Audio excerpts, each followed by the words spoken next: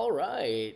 Hey, everybody, welcome back to my channel. Dr. Jules here, and today I'm going to talk about exercise. And the reason I want to talk about exercise is because I just finished an exercise routine. I just had a few minutes there before I had to leave, but still fit in a 15-minute spin bike workout followed by a 15-minute rowing machine workout. Now, if you're like me, you've probably said in the past, if I don't have a good solid hour and I only have half an hour or only have 45 minutes, then it's not worth it. And I'm not going to do my workout today, or I'm not going to exercise. I'm going to explain to you today why this is not the right way of seeing things. Now, keep in mind that the benefits of exercise are like nutrition, dose dependent, meaning that you do not have to break a certain barrier to see benefits. The benefits increase as the exercise increases. Now, the most important thing to understand is that the way that we study this is by looking at VO2 max, okay? So VO2 max is a marker of cardiorespiratory fitness that pretty much just indicates the amount of oxygen you're able to consume in milliliters per kilogram per minute.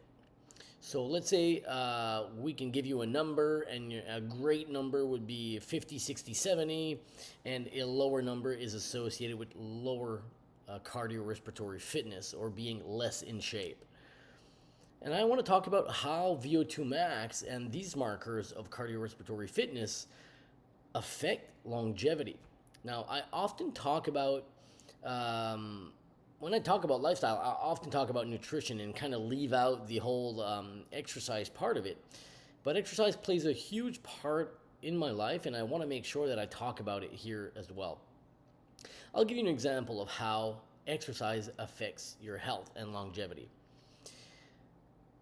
And I'll also link to the article that goes with this video to link to the references that I'm talking about, to the studies that I'm talking about. So when we compare a smoker to a non-smoker, the hazard ratio looking at mortality is about 1.41. That means that there's a 41% increase in mortality from being a smoker when compared to a non-smoker. We see about the same thing, maybe a little less, with coronary artery disease and with diabetes. Just kind of keep in mind that the ranges are always about 20 to 40%, except end-stage renal disease, where we get a almost 200% increase in mortality by having kidney failure at its late stages. Now, keep in mind that the difference in mortality between people that eat 4 or more servings of highly processed foods per day is over 60%. And 4 servings of ultra processed foods, that's pretty simple and easy to get. I mean, if you eat a few slices of white bread and a ultra processed cereal for breakfast with a glass of orange juice, you've pretty much gotten your 4 servings right there. But how does exercise affect longevity? Now, if we're looking at cardiorespiratory fitness as measured by VO2 max, and we look at the people that had the lowest VO2 max in the study, and we compare them to those who have the highest, the elite athletes, there's a difference of over 500% in mortality. Keep in mind that the difference between smokers and non-smokers was 41%, okay?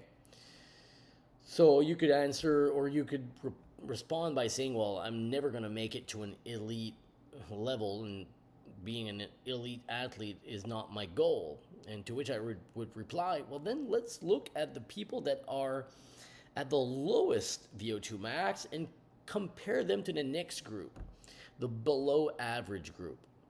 Now, just looking at the difference in mortality between the lowest VO2 max and the one after that, the second lowest or the below average, shows a change in mortality by about 90 some percent. I mean, 90% improvement in the rates of mortality by simply going from a low level of fitness to a below average level of fitness. Now, if you're looking at weight loss, nutrition will always win. Having great nutrition will always be a bigger lever to pull. But if you're looking at longevity, exercise seems to come out on top by a landslide. And by exercise, I'm not saying you have to join the gym or run marathons.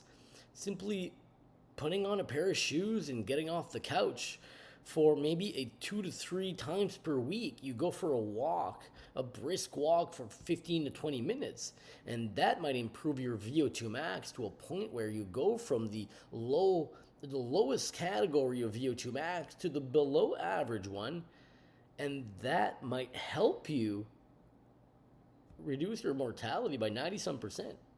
Remember, 40% difference in mortality between smokers and non-smokers.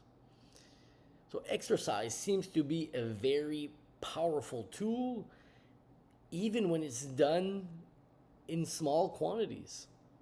Exercise can be parking further at the mall or at the grocery store and walking. It doesn't need to be lifting weights and running marathons.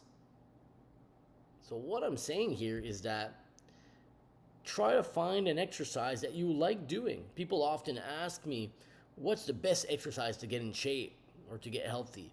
And I respond, the best exercise is the one you like and the one that you're going to be consistent doing. Running is not for everyone, and biking is not for everyone, and not everyone's going to go and buy an elliptical trainer.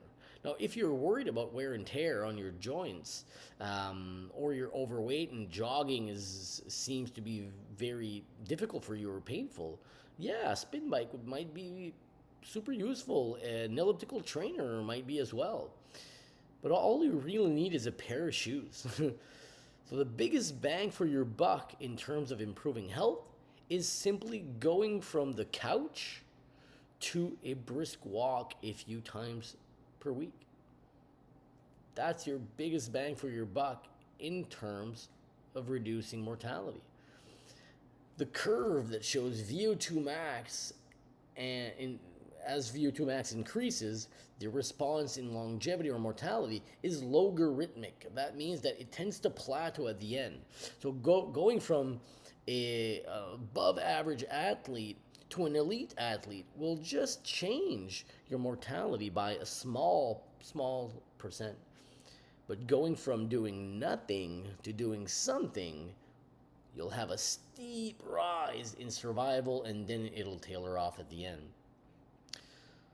All that to say, you do not have to be working out hours a day to see longevity benefits of exercise. You just have to get off the couch and do a few walks.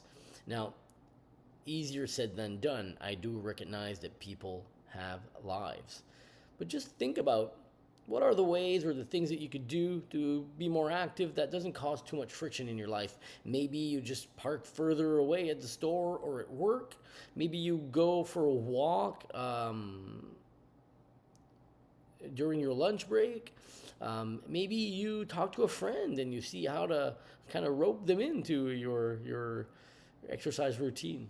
The most important thing is to just go out and do a little bit of walking. If you can do more, the benefits are dose dependent. The more exercise you do, the healthier you'll be, the less risk of chronic disease, and the greater your survival. So keep that in mind.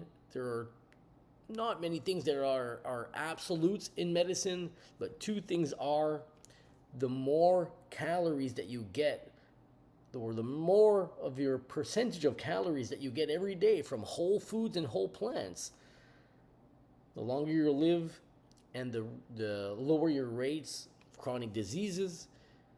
And the other thing is that the more that you exercise and the higher your VO2 max is, the longer you'll live without chronic disease as well. So exercise and nutrition seem to go hand in hand, both of them, but exercise seems to be the biggest lever that you can pull. The most important thing is to pull the one that you find the easiest. Right on? Cool. Thanks for listening. Let me know in the comments what you think about my recommendations, And let me know if you have any tips and tricks on how to help people in this community increase the exercise that they're doing every week.